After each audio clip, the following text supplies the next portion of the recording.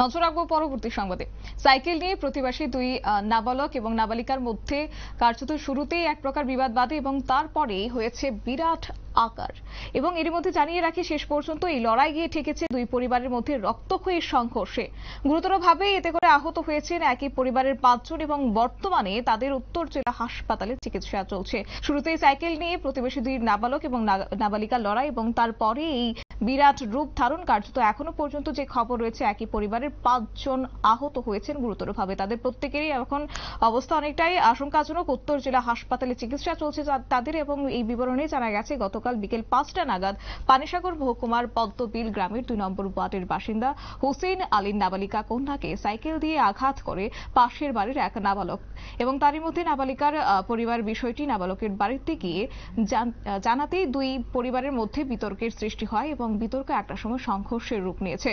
অভিযোগ, পাশের বাড়ির অর্থাৎ নাবালকের অভিভাবক আখলাস আলী, আমির আলী, সিবুদ্দিন আলী, আখলাস আলী এবং আব্বাস আলী, আফতার আলী সহ আরো কয়েকজন নাবালিকার বাড়িতে এসে নাবালিকার পিতা হাসান আলী এবং মা হামিনা বেগম এবং বড় বোন সারবিনা বেগম, কাকা রমজান আলীর উপর অতর্কিত হামলা চালিয়েছে, যার পরিপ্রেক্ষিতে প্রত্যেকেই আহত হয়েছেন। প্রত্যেকে এখন চিকিৎসাধীন রয়েছেন মহকুমা হাসপাতালে। কি আপডেট রয়েছে শুনুন। রামনগর উত্তরখালী হসপিটালে ওইখানে যারা আসামি ছিল, যারা 5-7 জন লোকে মিলিয়া এইটা বাড়িতে ঢুকিয়া সবাই মারছে, ডাল লইয়া সেটাইছে, ছোট একটা দিনু বাচ্চারা ছাড়ছে না, হাত পা ভাঙে ঘোরা করতেছে। এবং পানিসাগর পুলিশ সামনে দারোগা অ্যারেস্ট করে না আসামিরে। আসামি পুলিশে কইতেছে এটা মিউটিলেশন করা লাগিয়া। পুলিশের কি স্বার্থ, কেন দারোগার কি স্বার্থ? উনি যে মিউটিলের প্রস্তাব রাখলে আমরা কইছি আসামি অ্যারেস্ট করেন, পুলিশ ধরতেছে না। আসামি কি সামনে আছে? আসামি সামনে হসপিটালে আমরা দেখাইতেছি, আসামি পুলিশ অ্যারেস্ট করে না। পুলিশ ঘুষ খাইছে, পুলিশ টাকা লইছে ওনার কাছে গিয়ে, আসামির কাছে গিয়া।